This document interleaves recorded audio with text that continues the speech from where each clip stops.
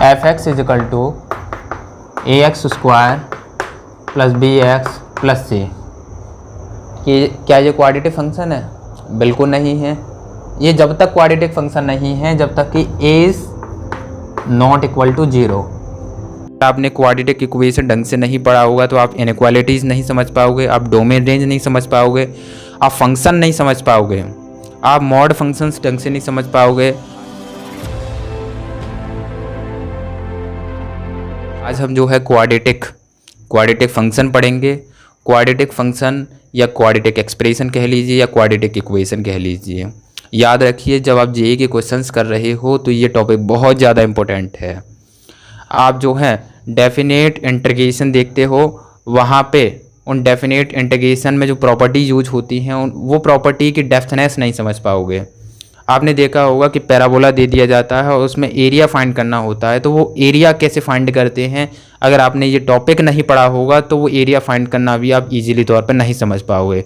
इसके अलावा आप जो है सर्कल पढ़ते हो, पैराबोला पढ़ते हो, हाइपरबोला पढ़ते हो या फिर एलिप्स पढ़ते हो, वहाँ पर भी इस टॉपिक की काफ़ी ज़्यादा इंपॉर्टेंट। जैसे कि देखिए मैंने एक फंक्शन दिया, एग्जाम्पल के तौर पे एक फंक्शन लिया, जैसे f x is equal to a1 n x power n and a2 n x power n minus 2 and a3 n x power n minus 3 plus dot dot dot डेस an।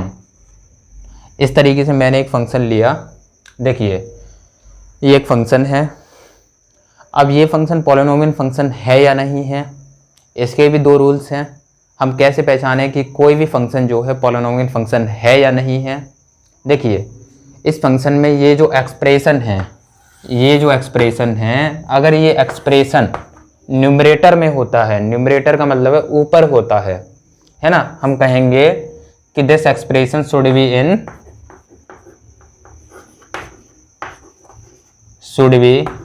In numerator,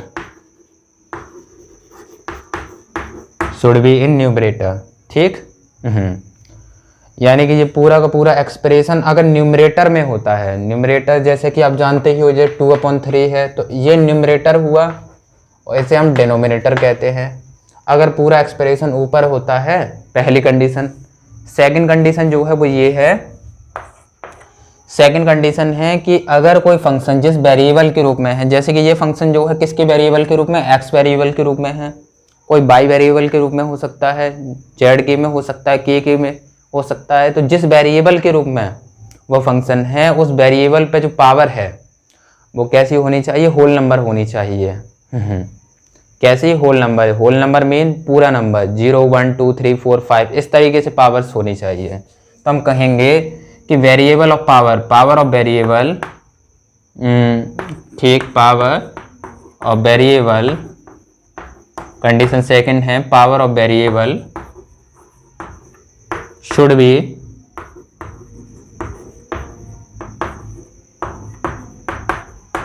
in power of variable should be in whole number, ठीक। दो ही condition है, पहला पूरा का पूरा expression numerator में हो, सेकंड कंडीशन जो वेरिएबल पे जो पावर है, वेरिएबल पे पावर है वो किस में होनी चाहिए, should be on whole number. हाँ, तो उस कंडीशंस में वो फंक्शन जो है, याद रखना उस कंडीशन में ही वो फंक्शन क्या होगा, पॉलिनोमियल फंक्शन होगा या पॉलिनोमियल एक्सप्रेशन होगा। जैसे मैं कुछ एग्जांपल देता हूँ, एग्जांपल के तौर पे जैसे एफ एक्स इजिकल टू जो कि है एक्स स्क्वायर माइनस के एक्स प्लस 1 फर्स्ट। सेकंड दिया मैंने जैसे f x is equal to 1/x minus 1, second ये है। एंड थर्ड दे दिया f x is equal to root x plus के एक्स स्क्वायर माइनस 1। अब मैंने ये जो है तीन तरीके के फंक्शन दिए, पहला फंक्शन, सेकंड फंक्शन एंड तीसरा फंक्शन। हमें पहचानना है कि इन तीनों फंक्शंस में से कौन सा पॉलिनोमियल फंक्शन होगा। देखिए कंडीशन क्या कहते हैं, कंडीशन ये कहती है कि जो एक्सप्रेशन है ये वो किस में होना चाहिए, ऊपर होना चाहिए, न्यूमरेटर में होनी चाहिए, क्योंकि फर्स्ट कंडीशन तो ये कहती है शुड बी इन न्यूमरेटर। तो देखो ये पूरा का पूरा एक्सप्रेशन किस में है, न्यूमरेटर में है अगर नीचे 1 ले ले तो। और कंडीशन सेकंड है कि जिस वेरिएबल के रूप में है, ये एक्स वेरिएबल के रूप में है, उस पर जो पावर है वो कैसी होनी चाहिए, होल नंबर होनी चाहिए। जैसे कि देखो इस पर पावर कितनी है 2, होल नंबर है, इस पर पावर कितनी है 1, ये भी होल नंबर है। तो इसका मतलब है कि ये क्या है, पॉलिनोमियन, हम कह सकते हैं ये क्या है, पॉलिनोमियन फंक्शन।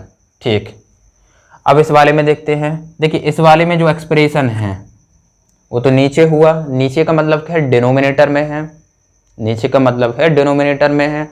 अगर डिनोमिनेटर में है तो क्या ये पॉलिनोमियन फंक्शन होगा, नहीं होगा, क्योंकि किसी भी फंक्शन का एक्सप्रेशन ये जो होता है वेरिएबल्स के रूप में होता है, वेरिएबल एंड कांस्टेंट से जो बनता है, जो एक्सप्रेशन है अगर वो डिनोमिनेटर में है तो वो पॉलिनोमियल फंक्शन नहीं हो, फंक्शन होगा, ये फंक्शन तो है पर पॉलिनोमियल फंक्शन नहीं है, तो this is not polynomial function.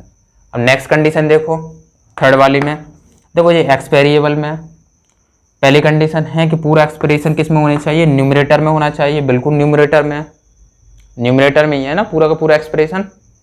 ठीक, सेकंड कंडीशन है कि जो वेरिएबल है उस पर पावर कैसे होनी चाहिए, होल नंबर होनी चाहिए। अगर मैं थोड़ा सा इसको एक्सप्लेन करता हूँ तो अंडर रूट का मीन क्या होता है कि पावर जो है वो क्या होगी 1/2 n प्लस एक्स स्क्वायर -1। तो अब हम देखते हैं एक्स पे पावर 1/2 है, 1/2 तो होल नंबर नहीं होती है, ये तो रेशनल नंबर है। इसका मतलब है कि ये भी क्या है, पॉलिनोमियल फंक्शन नहीं है।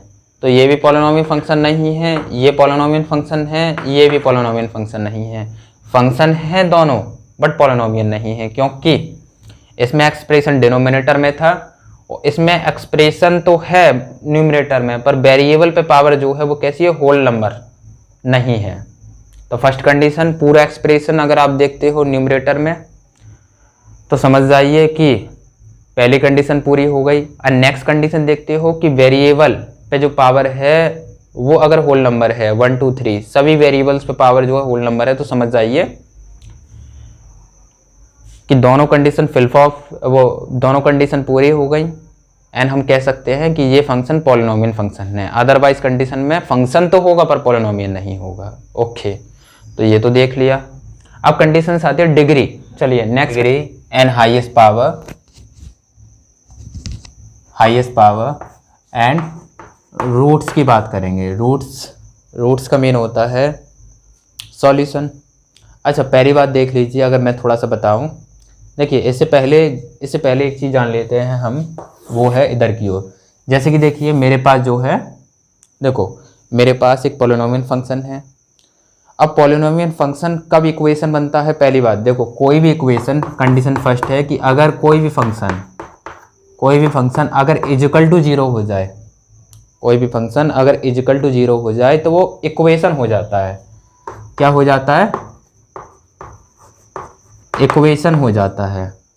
एंड अगली कंडीशन, अगर कोई फंक्शन ग्रेटर देन 0 हो जाए या फिर वो फंक्शन जो है वो लेस देन 0 हो जाए, तो इस कंडीशन में अगर कोई फंक्शन ग्रेटर देन 0 हो जाए या लेस देन 0 हो जाए, तो इस कंडीशन में ये जो कंडीशन बन जाती है वो बन जाती है इनइक्वालिटीज़ की। किसी फंक्शन को इक्वल टू 0 कर दो तो इक्वेशन बन जाएगी, greater than and less than कर दो तो वो इनइक्वालिटीज़ बन जाती है। क्या बन जाती है,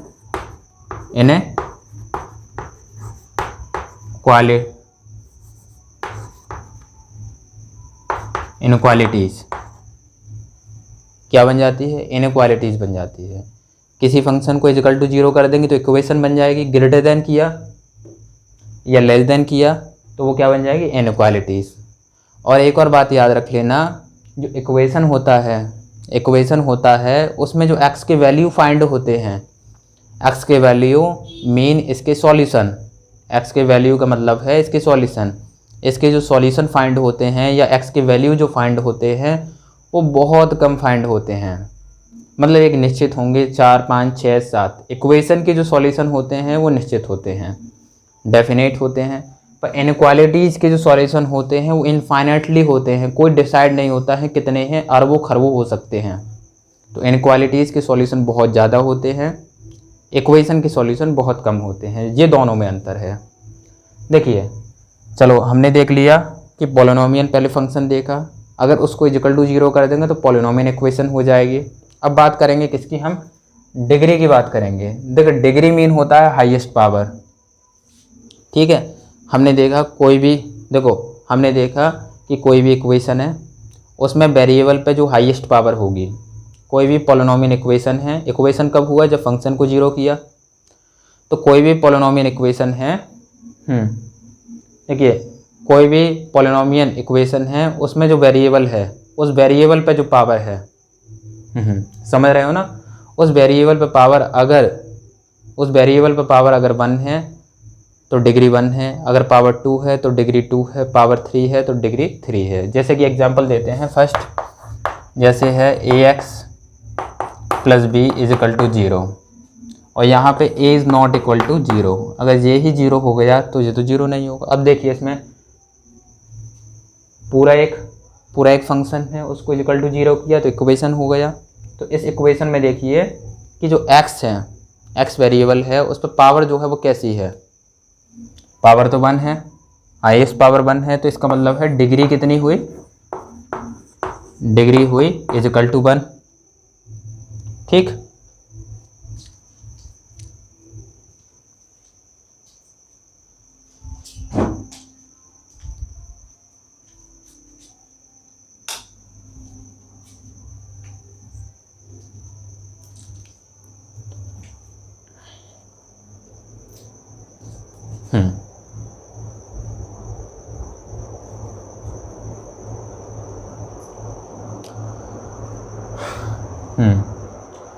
ओके, तो डिग्री कितनी हुई, डिग्री 1 हुई। अगर डिग्री 1 है तो समझ लीजिए जो रूट्स हैं, रूट्स मीन क्या होता है, x के वो वैल्यू जिसके लिए ये पूरा फंक्शन इक्वल टू 0 हो जाए। यानी कि इस इक्वेशन के सॉल्यूशंस को हम क्या कहते हैं, रूट्स कहते हैं। रूट्स किन्हें कहते हैं, x के वो वैल्यूज़, x के वो सारी वैल्यूज़ जो इसको इक्वल टू 0 कर दें, इस पूरे एक्सप्रेशन को क्या कर दें, इक्वल टू 0 कर दें। तो x के वो सारी की सारी वैल्यू जो है वो क्या होते हैं, रूट्स होते हैं। तो इसके रूट्स जो हैं, याद रखिए डिग्री अगर 1 है यानी कि वेरिएबल पर जो हाईएस्ट पावर है, अगर हाईएस्ट पावर 1 है तो रूट्स भी क्या होंगे, 1 ही होंगे। रूट्स 1 का मीन है कि इस इक्वेशन का सॉल्यूशन कितना होगा, केवल 1, ठीक। फर्स्ट कंडीशन देख ले। एंड सेकंड है जैसे कि ये, और हाँ एक और बात, अगर डिग्री 1 है तो इसे हम कहेंगे, क्या कहेंगे, लीनियर इक्वेशन। क्या कहेंगे इसको, लीनियर इक्वेशन कहेंगे। सेकंड आ जाता है,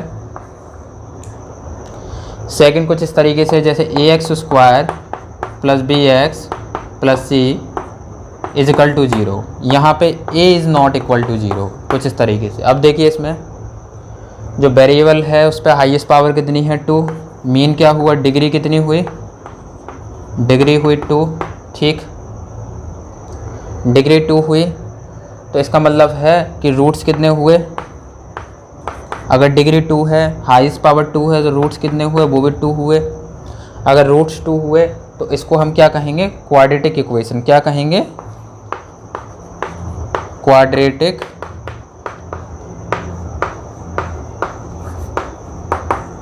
इक्वेशन कहेंगे। एंड थर्ड कंडीशन देखो, थर्ड कंडीशन है कि अगर मान लीजिए कोई भी इक्वेशन कुछ इस तरीके से दे रखा है, जैसे ax³ + bx² + cx + d = 0। अब देखिए इसमें हाईएस्ट पावर कितनी है, 3 है। इसका मतलब क्या है, डिग्री कितनी हुई, डिग्री 3 हुई, ठीक। डिग्री 3 हुई तो रूट्स कितने हुए, रूट्स जो भी 3 हुए। और अगर रूट्स 3 हुए तो इस इक्वेशन को क्या कहेंगे, क्यूबिक इक्वेशन। क्या कहेंगे, क्यूबिक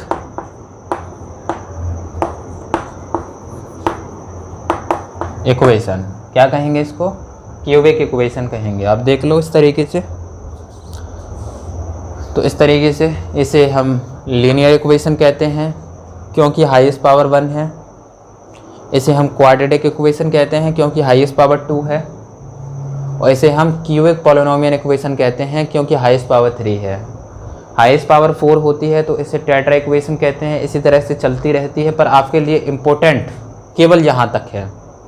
हाईएस्ट पावर 3 है यानी क्यूबिक जो इक्वेशन है बस केवल यहाँ तक स्टडी करिए।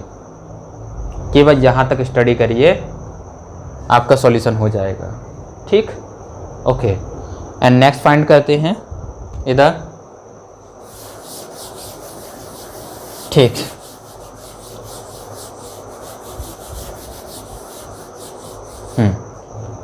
ओके। नेक्स्ट जो लेते हैं, चलिए देखिए नेक्स्ट लेते हैं। देखो और एक और बात, लीनियर हो, क्वाड्रेटिक हो या क्यूबिक हो, इनमें सबसे ज़्यादा जो इम्पोर्टेंट है वो आपके लिए है क्वाड्रेटिक, ये क्वाड्रेटिक इक्वेशन। चलिए क्वाड्रेटिक ही लेते हैं। fx is equal to ax square plus bx plus c। क्या ये क्वाड्रेटिक फंक्शन है? बिल्कुल नहीं है। ये जब तक क्वाड्रेटिक फंक्शन नहीं है जब तक कि a is not equal to 0। अगर a ही 0 हो गया तो इसका मतलब मल्टीप्लाई एक्स स्क्वायर 0 यानी bx प्लस c का मतलब लीनियर हो जाएगा। जब तक a जो है एक्स स्क्वायर का coefficient is not equal to 0 है तब तक जो है, तब तक क्या है, ये क्वाड्रेटिक फंक्शन जो है नहीं होगा। अब क्या है, ये क्वाड्रेटिक फंक्शन है। ठीक, अगर इस फंक्शन को मैं इजिकल टू 0 कर दूं तो क्या हो जाएगा, ये इक्वेशन। ठीक, क्या हो जाएगा, इक्वेशन हो जाएगा। चलिए fx की वैल्यू रखते हैं ax square plus bx plus c is equal to 0। तो ये क्या हुआ, क्वाड्रेटिक इक्वेशन हुआ।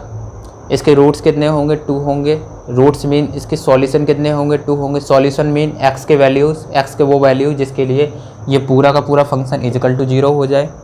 तो इसके रूट्स जो होते हैं वो होते हैं माइनस के b, ये वाला, and plus minus under root में ये b का square minus 4a and c upon 2a। देखिए b स्क्वायर माइनस के 4ac, b स्क्वायर माइनस के 4ac को हम कहते हैं discriminant. x is equal to minus के b प्लस नीचे क्या दे रखा है माइनस, इसे कहते हैं हम डिस्क्रिमिनेंट। क्या कहते हैं, डिस्क्रिमिनेंट कहते हैं। इसमें भी कुछ कंडीशंस हैं कि अगर डिस्क्रिमिनेंट, हाँ ठीक है ना। चलिए अब कंडीशंस इधर लिखवा देते हैं आपको। इन्हें क्या कहते हैं, रूट्स कहते हैं। ये क्या है, रूट्स। ठीक, देखिए इसमें भी कुछ कंडीशंस हैं। रूट्स की नेचर देख लो, इधर का मैं डाल देते हैं। आप नोट कर लीजिए उधर का।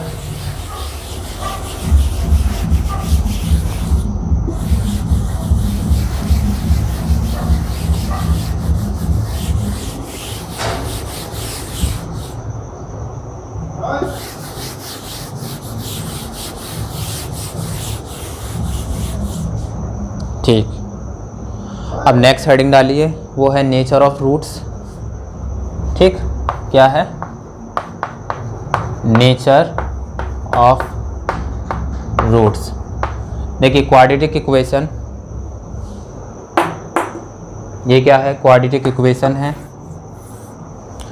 इस क्वाड्रेटिक इक्वेशंस के रूट्स क्या होते हैं, ये होते हैं x इजिकल टू माइनस के v n plus minus d upon 2a। d को क्या कहते हैं, डिस्क्रिमिनेंट कहते हैं।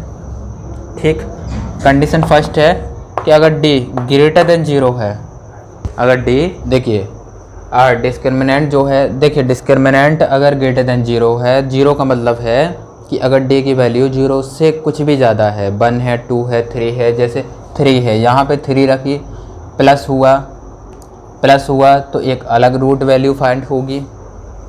अगर मान लीजिए यहाँ पे कितना है 5, मान लीजिए 3 है और 3 का ही माइनस हो रहा है, अंडर रूट 3 का माइनस हो रहा है, तो एक अलग तरीके का रूट फाइंड हो रहा है। इससे पता चलता है कि रूट्स जो है वो रियल फाइंड होंगे, वैल्यू प्लस हो या माइनस हो, रियल वैल्यूज ही फाइंड होंगी। और प्लस होगी तो एक अलग वैल्यू फाइंड होगी, और माइनस होगी तो एक अलग वैल्यू फाइंड होगी, है ना। तो इससे पता चलता है कि जो रूट्स होंगे वो रियल होंगे एंड क्या होंगे, एंड डिस्टिंक्ट होंगे। क्या होंगे, डिस्टिंक्ट। अगर नेक्स्ट कंडीशन है कि d इजिकल टू 0, अगर डिस्क्रिमिनेंट जो है इजिकल टू 0 है, d की वैल्यू अगर 0 कर देते हो तो दोनों रूट्स की जो वैल्यू है वो क्या होगी, दोनों रूट्स की वैल्यू होगी माइनस के b अपॉन 2a। दोनों रूट्स मीन अल्फ़ा की वैल्यू भी यही होगी एंड बीटा की वैल्यू भी यही होगी, यानी दोनों रूट्स जो है वो कैसे होंगे, रियल होंगे। चूँकि दोनों रूट्स की वैल्यू एक ही है तो कैसे होगी, इक्वल, रियल एंड इक्वल। ठीक। थर्ड कंडीशन है अगर डिस्क्रिमिनेंट लेस देन 0 है, अगर d की वैल्यू 0 से कम है, 0 से कम है, -1 है, -2 है, -3 है। एग्जाम्पल के तौर पे मैं एग्जाम्पल ही देता हूँ, जैसे एग्जाम्पल के तौर पे -2 है, -2 को कैसे दिखाएंगे, √2i, ऐसे ही तो दिखाएंगे।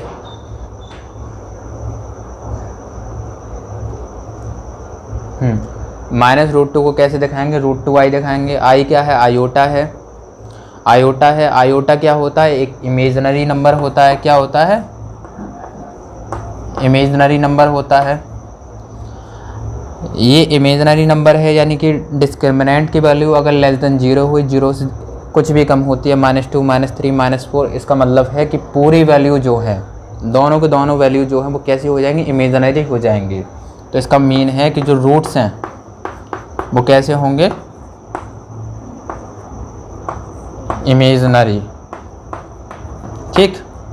तो कंडीशन फर्स्ट कि डिस्क्रिमिनेंट अगर ग्रेटर देन 0 है, d की वैल्यू 0 से ज़्यादा है तो रूट्स रियल होंगे, दोनों के दोनों रूट्स रियल होंगे, और दोनों के दोनों प्लस और माइनस होने की वजह से दोनों की दोनों रूट्स की वैल्यू कैसी होगी, दोनों के दोनों रूट्स की वैल्यू होगी अलग अलग, यानी डिस्टिंक्ट होगी। अगर d की वैल्यू इजिकल टू 0 है तो इसका मतलब है दोनों रूट्स की जो वैल्यू है वो क्या होगी, माइनस के b अपॉन 2a, यानी दोनों रूट्स की वैल्यू रियल होगी और इक्वल भी होगी। इक्वल यानी दोनों रूट्स बराबर होंगे। ठीक। अगर डिस्क्रिमिनेंट लेस देन 0 है तो लेस देन 0 का मतलब है कि आयोटा आ जाएगा, आयोटा आया तो दोनों रूट्स की वैल्यू जो है वो इमेजनरी हो जाएगी। रूट्स कैसे हो जाएंगे, इमेजनरी। तो इन्हें कहते हैं हम नेचर ऑफ रूट्स। ठीक। ओके, चलिए। अच्छा, इस क्वाड्रेटिक इक्वेशन के जो रूट्स है माइनस के b n प्लस माइनस के b स्क्वायर माइनस के 4ac अपॉन 2a, आखिर ये कैसे आया, इसका प्रूफ देख लो। मतलब रूट्स जो है, अच्छा अब हम जो है वो क्या देखते हैं, प्रूफ देख लेते हैं कि जो रूट्स है वो माइनस के b plus minus v square minus 4ac upon 2a, किसी भी क्वाड्रेटिक इक्वेशन के रूट्स ये कैसे आए, उसकी कंडीशंस देख लेते हैं। मतलब कैसे आया ये सब। हमारे पास क्वाड्रेटिक इक्वेशन क्या था, ax square plus bx plus c is equal to 0। ठीक। अब थोड़ा सा देखिए, a कॉमन ले लिया तो क्या बचा, x square plus v, a common लिया तो यहाँ पे क्या आ जाएगा, a nx plus n c पे क्या आ जाएगा, c upon a is equal to 0। अब आपको करना क्या है, इसका जो आधा है ना, इसका जो आधा है v अपॉन 2a का जो होल स्क्वायर है, इसका जो आधा है उसका स्क्वायर कर लीजिए। एक बार उसको प्लस कर दो और एक बार क्या कर दो, माइनस कर दो। यहाँ गिनना है c upon a is equal to 0। अच्छा थोड़ा सा देखिए, इस सब को क्या कहते हैं, ये सब जो है a square plus b square का फॉर्मूला बन जाता है, यानी कि x प्लस के v अपॉन 2a के होल स्क्वायर का फॉर्मूला बन गया ये। यहाँ पे क्या आ रहा है, माइनस, उसका स्क्वायर करेंगे तो b स्क्वायर, इसका स्क्वायर किया तो 4 और इसका स्क्वायर किया तो a square n plus c n, नीचे कितना है a इजिकल टू 0। ठीक। इसको उधर ले जाते हैं सबको सब, तो क्या हो जाएगा, x प्लस के v अपॉन 2a का होल स्क्वायर, इसको उधर ले गए तो v square N 4a square, इसको उधर ले गए तो माइनस के c अपॉन a। ठीक। हाँ, ये भी कंडीशन देख ली। अब थोड़ा उधर का मिटाल देते हैं हम। ठीक है।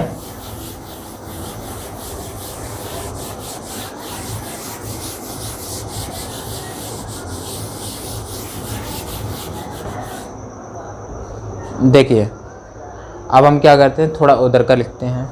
यहाँ कितना है x plus we upon 2a का होल स्क्वायर इजिकल टू, यहाँ कितना दे रखा है वी स्क्वायर अपॉन 4a, ठीक है, यही सब लिखते हैं। तो क्या है यहाँ पे b square upon 4a square minus c upon a, ठीक।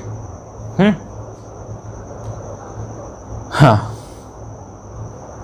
अब हम क्या करते हैं, इसका एलसीएम ले लेते हैं। कॉमन लिया तो ये बन गया वी स्क्वायर, यहाँ पे कितना गया 4a एंड c, नीचे क्या बचा 4a स्क्वायर, यहाँ कितना है x प्लस के 2a का होल स्क्वायर, ठीक है। इस स्क्वायर को जैसे ही आप कट करते हो यहाँ क्या छड़ जाएगा, अंडर रूट छड़ जाएगा। यहाँ कितना बचा x प्लस अंडर रूट छड़ा तो यहाँ प्लस माइनस आ जाएगा, ये b अपॉन 2a, ठीक, क्या आया प्लस माइनस, ये क्या हुआ b स्क्वायर माइनस 4ac। अच्छा, इसका स्क्वायर रूट कितना होता है 2, इसका स्क्वायर रूट कितना होता है 2, इसकी वैल्यू को उधर ले जाते हैं तो x इजिकल टू माइनस के b upon 2 and plus minus upon 2a।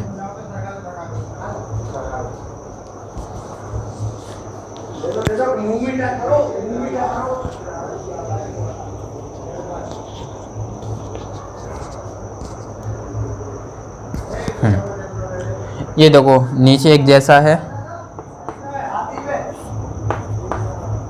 यहाँ कितना है माइनस के b n plus minus b square minus के 4ac and x is equal to, ठीक। इस तरीके से आप देख सकते हो, कि क्वाड्रेटिक इक्वेशंस के रूट्स का जो फार्मूला था, जिसे हम दराचार्य का फार्मूला भी कहते हैं, x इजिकल टू माइनस के b n plus minus b square minus के 4ac अपॉन 2a माइनस के b plus minus b square minus के 4ac अपॉन 2a वाला जो फार्मूला है वो हमने